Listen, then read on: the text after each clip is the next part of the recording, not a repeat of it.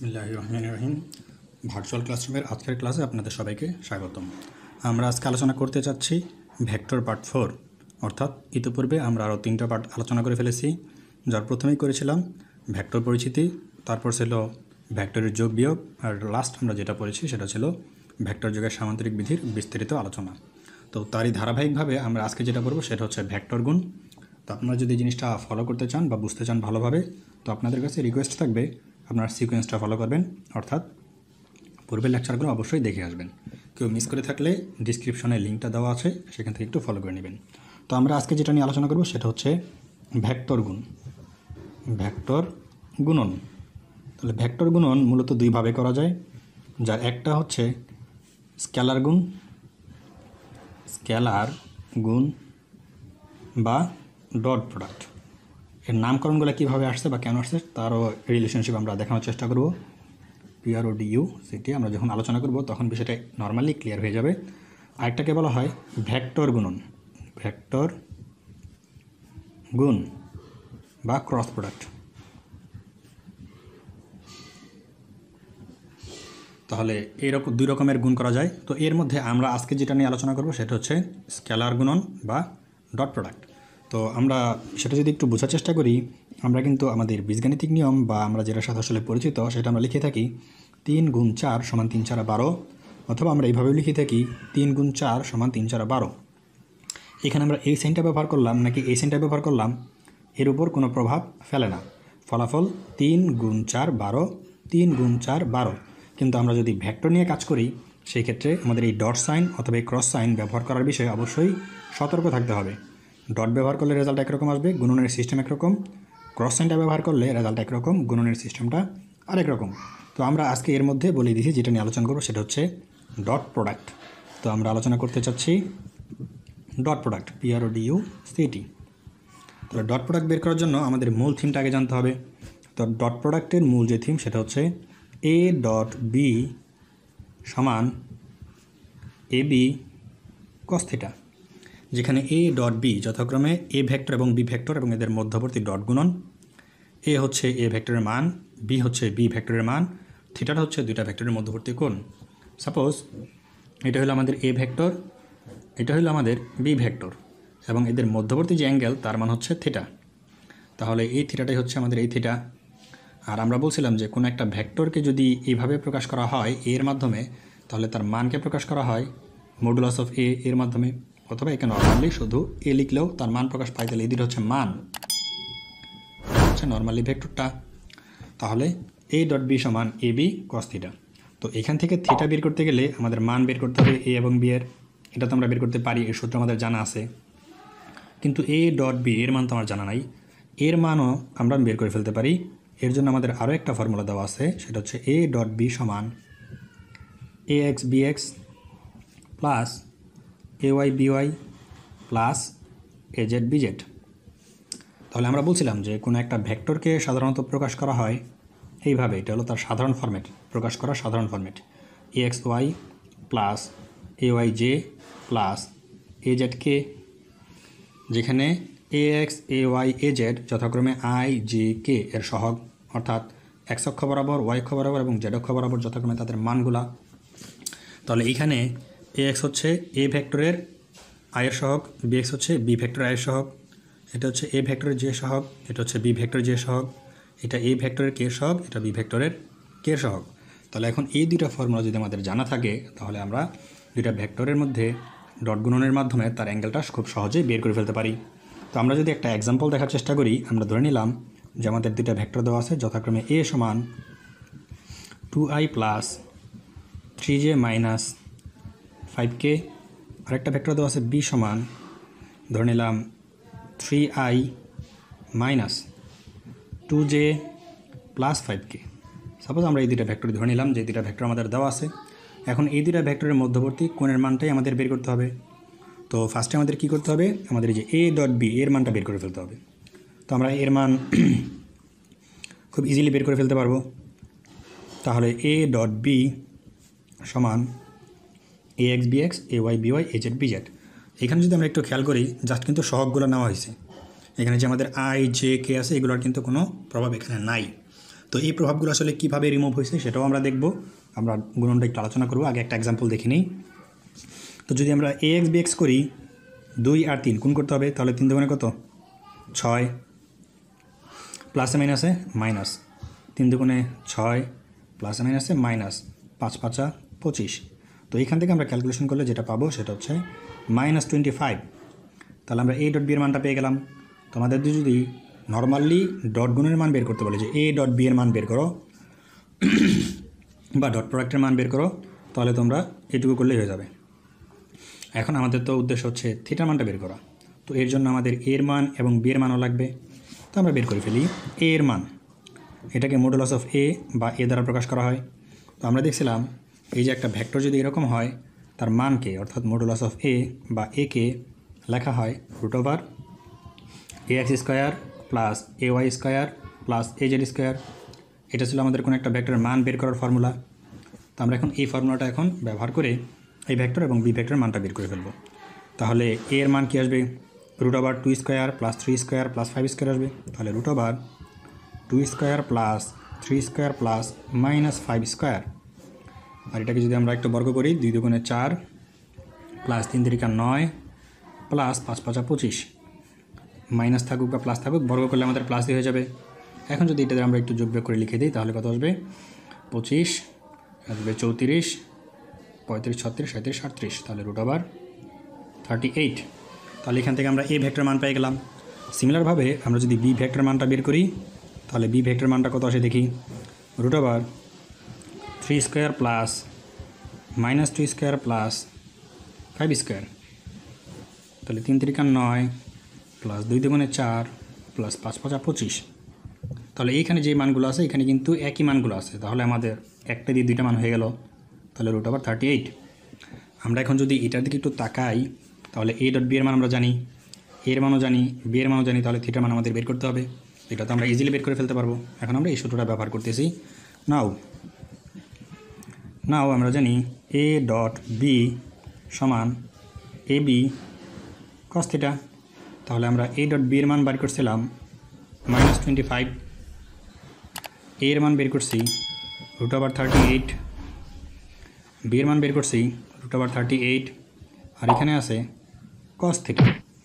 তাহলে আমরা যদি থিটার মানটা বের করতে চাই তাহলে লিখতে পারবো কি cos থিটা সমান -25 ডিভাইড বাই √38 ইন্টু √38। আর এখান থেকে যদি আমার থিটাটা লাগবে যেহেতু, সুতরাং আমি লিখলাম যে থিটা সমান cos ইনভার্স জাস্ট যে মানটা আছে এই মানটা বসাই দিলেই আসবে।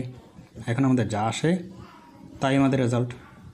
তো এখন আমরা যদি একটু দেখি যে মানটা আসলে কত আসে, তাহলে একটু যদি দেখার চেষ্টা করি। উপরে আছে -25 আর নিচে আছে, সরি আমি √ওভার পুরোটার উপরে দিয়ে দিয়েছি, আমাদের √ওভার তো আসবে জাস্ট একটার উপরে। তাহলে উপরে ছিল -25 আর নিচে আছে √38 ইন্টু 38। তাহলে আমাদের মান চলে আসছে মাইনাস, যাই হোক এখন শিফট cos অ্যান্সার। তাহলে এটাকে যদি আমরা বসাই দিই তাহলে আমাদের রেজাল্ট চলে আসে কত 131.14। তাহলে আমরা থিটা মান পেয়ে গেলাম 131.14 ডিগ্রি।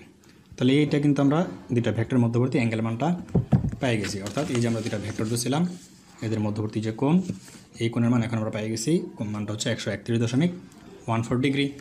তাহলে আশা করি এই ডট প্রোডাক্টটা তোমরা খুব ইজিলি বুঝে গেছো। এখন আমরা যেটা দেখতে চাচ্ছি সেটা হচ্ছে এই ডট গুণনের আরও কিছু আলোচ্যসূচি। একটু খেয়াল করে দেখো যে আমাদের সূত্রটা হচ্ছে a ডট বি সমান এ বি cos থিটা। আচ্ছা, এখানে তো অ্যাঙ্গেলের মান আমাদের বিভিন্ন রকমের হইতে পারে, আমরা জানি না অ্যাঙ্গেলের মান কত। সাপোজ অ্যাঙ্গেলের মান হইতে হইতে কোনো এক সময় এরকম হয়ে গেল, তাহলে এ এবং বি এদের মধ্যবর্তী তখন কোণের মান কত আসবে? এটা নিঃসন্দেহে বলে দেওয়া যায় এটা 90 ডিগ্রি। তাহলে এখন আমরা যদি কোনো কারণে এখানে থিটার মানটা আমাদের জানা থাকে, আমরা যদি একটু বসাই তাহলে A B cos 90 degree, cos 90 ডিগ্রির মান কত 0। তাহলে এ বি ইন্টু 0 সমান টোটাল মানটা চলে আসবে কত আমাদের 0। অর্থাৎ আমরা কি পেলাম এ ডট বি সমান পাই গেলাম 0। এটা কখন হইল?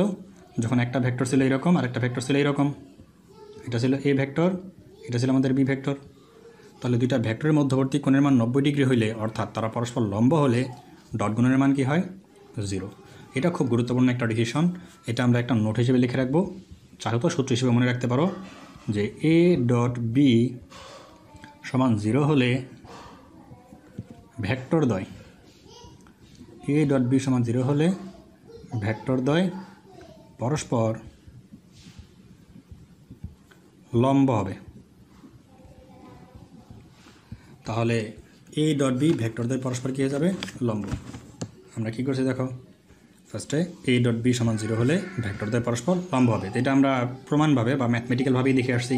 অ্যাঙ্গেলের মানটা জাস্ট যদি 90 ডিগ্রি বসাই দিই এখানে, তাহলে cos 90 ডিগ্রি মান চলে আসবে 0, আর 0-র জন্য আমাদের টোটাল মানটাই 0। তো সেই সাপেক্ষে আমরা এ ডট বি এর মান পাই যাব পরস্পর 0। এখন এই যে আমরা এখানে যে ডট গুণ করছি, আইয়ের সাথে আই, জের সাথে জে, কে এর সাথে কে, গুণ করার কারণে যে আই, জে, কে এগুলো চলে গেছে, এটা আসলে কীভাবে চলে গেছে এটা যদি একটু খেয়াল করো। একটু গুরুত্বপূর্ণ সাইড নোট আমরা সাইডে লিখে দিচ্ছি, একটু খেয়াল করে দেখি। আমাদের অক্ষ ব্যবস্থাটা ছিল আসলে এরকম, কিন্তু এটা ছিল এক্স অক্ষ, এটা ছিল ওয়াই অক্ষ, এটা ছিল জেড অক্ষ। আর আমি বলছিলাম এই প্রত্যেকটা কোণের মান কত? 90 ডিগ্রি। এটা আমরা পূর্বের আলোচনায় বলে আসছি, তোমরা একটু খেয়াল করে আসতে পারো বা দেখে আসতে পারো। তাহলে এইখানে আমরা যদি এটার ব্যাকক ভেক্টর আই, এটা হলো জে, আর এটা হচ্ছে কে, তাহলে যদি আমরা এর সাথে এর গুণ করি, এর মধ্যবর্তী অ্যাঙ্গেল কত? 90 ডিগ্রি। তাহলে আই ডট জে সমান কত আসবে? আমাদের তো ডট গুণ করলে আই জে cos 90 ডিগ্রি সমান কত চলে আসবে? cos 90 ডিগ্রি মান কত? 0। সিমিলারভাবে প্রত্যেকটার জন্য আমি জাস্ট একটা দেখাই দিলাম, এরকম প্রত্যেকটাভাবে আই ডট জে সমান জে ডট আই 0। তারপরে যদি আমি আইয়ের সাথে কে কে করি, তাহলে আই ডট কে সমান কে ডট আই, এটার মানও 0। যদি আমি জের সাথে কে কে করি, জে ডট কে সমান কে ডট জে, এর মানও 0। কিন্তু যদি আমি আইয়ের সাথে আই গুণ করি তাহলে কী আসে দেখি তো, আই ডট আই। এখন মধ্যবর্তী কোণের মান কত? আইয়ের সাথে তো আয়ের কোনো কোণই নাই, এটাও আই, এটাও আই, তাহলে মধ্যবর্তী কোণের মান কত? 0 ডিগ্রি। আর যদি আমি এখানে কসের মান 0 ডিগ্রি বসাই তাহলে cos 0 ডিগ্রির মান কত চলে আসবে? 1। তাহলে আমরা পাই যাব আই ডট আইয়ের মান আসবে 1। তাহলে একইভাবে আমি লিখে দিতে পারি আই ডট আই সমান জে ডট জে সমান কে ডট কে, মানটা আসবে 1। অর্থাৎ আমি যদি এখানে করি i dot i, j dot j, k dot k, এদের মান আসবে কত? 1। একই জাতীয় ভেক্টরের সাথে যদি আমরা গুণগুলা করি তাহলে 1 আসবে। তাহলে এটা এখন যদি এইখানে একটু খেয়াল করে দেখি, আমরা যখন এই ভেক্টর এবং এই ভেক্টরটা গুণ করতেছিলাম, তার মানে আমি এটা দিয়ে একবার এটাকে গুণ করছি, একবার এটাকে গুণ করছি, একবার এটাকে গুণ করছি। যখন এটা দিয়ে এটাকে গুণ করছি তখন কিন্তু 3 দুগুণে 6 আই ডট আই, তাহলে আই ডট আইয়ের মান কত? 1। সেই জন্য লিখছি এই যে 3 দুগুণে 6 আই ডট আইয়ের মান 1। যখন এটা দিয়ে এটাকে গুণ করছি, প্লাস মাইনাসে মাইনাস, 2 দুগুণে 4 আই ডট জে, জে এর মান কত? 0, আই ডট জে এর মান 0, আমরা দেখে আসলাম। তাহলে এটা দিয়ে এটাকে গুণ করলেও 0, এটা দিয়ে এটাকে গুণ করলেও 0। একইভাবে যখন এটা দিয়ে গুণ করব, এর সাথে এ 0, এর সাথে এ 1, এর সাথে এ 0। যখন কে দিয়ে গুণ করব, এর সাথে এ 0, এর সাথে এও 0, এর সাথে এ 1। এটাকেই শর্ট ফরম্যাটে আমরা লিখে ফেলতে পারি, জাস্ট এক্সের সাথে এক্স, ওয়াইয়ের সাথে ওয়াই, জের সাথে যেগুলা গুণ হয় বাকিগুলো গুণ করলে হয়ে যায় আমাদের 0। তো ওই থিম থেকে আসলে আমরা এই সূত্রটাকে পাইছি। আর এখান থেকে আমরা যে নামকরণ করছি যে স্কেলার গুণন, সেটা দেখেই বোঝা যাচ্ছে, কারণ এর সাথে কিন্তু আই, জে, কে এই কোয়ান্টিটিগুলো নাই। অর্থাৎ এখান থেকে আমরা একটা মান পাইছি জাস্ট -25। এর ডিরেকশন আমরা বলতে পারবো না, এর কি কোনো ডিরেকশন আছে? নাই। তাহলে যেহেতু এর কোনো ডিরেকশন নাই, তার মানে এটা একটা স্কেলার কোয়ান্টিটি, সেই জন্য এর নাম ছিল স্কেলার গুণ।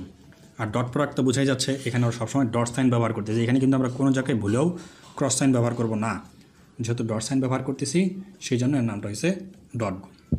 এখন আমরা যে একটা সিদ্ধান্ত নিলাম যে পরস্পর লম্ব হলে 0 হবে, এর দ্বারা যদি একটা সহজ সমাধান করতে চাই, মনে করো তোমাদের যে দুইটা ভেক্টর দেওয়া ছিল, সেই দুইটা ভেক্টর যদি আমি আবার লিখি যে এ ভেক্টর সমান I plus 2j minus 7k, এরকম একটা ভেক্টর লিখলাম। বি হিসেবে আরেকটা ভেক্টর দিলাম 2i মাইনাস aj। এখন কিন্তু আমি এখানে মান না দিয়ে এ দিছি, প্লাস 14k। এখন তোমার কাছে প্রশ্ন হইল এর মান কত হইলে ভেক্টরদ্বয় পরস্পর লম্ব হবে? এখন প্রশ্ন কি, এর মান কত হইলে ভেক্টরদ্বয় পরস্পর লম্ব হবে? তাহলে লম্ব হলে কিন্তু আমরা একটা জিনিস জানি, আমরা অন্তত আমাদের আগে সূত্রটা যদি লিখি এ ডট বি সমান এ বি কস থিটা, এটা ছিল আমাদের ফর্মুলা। এর মধ্যে লম্ব হওয়ার কারণে আমরা এই সূত্রটা জেনেই গেছি, এ ডট বি এর মান হলো 0। এই যে এখানে 90 ডিগ্রি বসায় দেখো 0। তাহলে এখন এ ডট বি এর তো আমাদের আরও একটা ফর্মুলা আছে, সেটাকে কাজে লাগাইলেই আমরা এর মানটা পেয়ে যাব।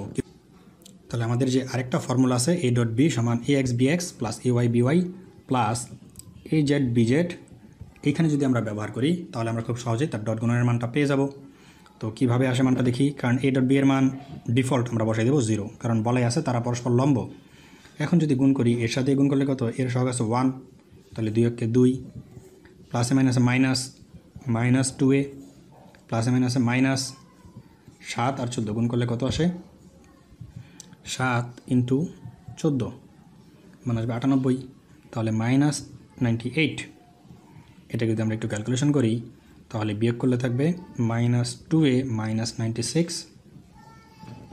তাহলে যদি এটাকে একটু সমাধান করো তাহলে তোমাদের মান চলে আসবে, এর মান মাইনাস, তাহলে 96 এখান থেকে যদি আমরা বাদ দিই মাইনাস, তাহলে 96 ভাগ 2, 96 ভাগ 2 যদি আমরা করি তাহলে আমাদের মান হবে 48 মাইনাস 48। তাহলে এর মান যদি মাইনাস 48 হয় তাহলে এ ভেক্টর এবং বি ভেক্টর এরা পরস্পর হবে লম্ব। তাহলে এই ডিসিশনটা কিন্তু আমরা নর্মালি নিতে পারি। তাহলে আশা করি তোমরা ডট গুণনটা খুব ভালোভাবে বুঝতে পারছো।